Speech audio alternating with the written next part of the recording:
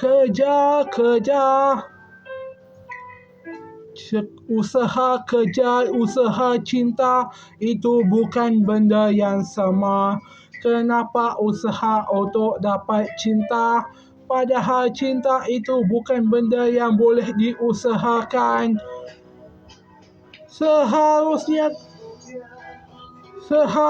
usaha untuk kerja, bukan usaha untuk dapatkan cinta.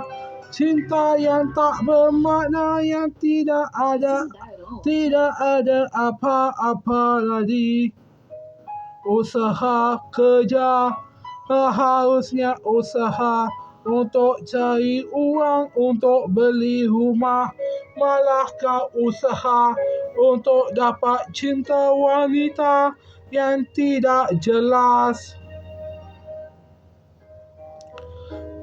Seharusnya kerja untuk berusaha, beli tanah, kerja keras.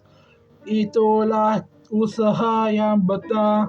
Ini usaha untuk dapat cinta. Ini sangat merepek, malah menjadi badut.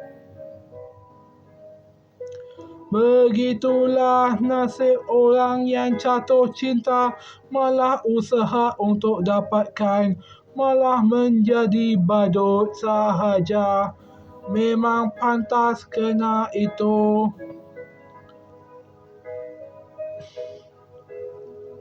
Akhirnya kerja, carilah kerja yang betul, barulah dapat wanita yang betul. Malah akhirnya kena dapat juga wanita yang betul, yang wanita yang salah kembali untuk bersama, malah tidak berjaya, malah dihalau keluar, yang diusir. Memang padan muka wanita itu.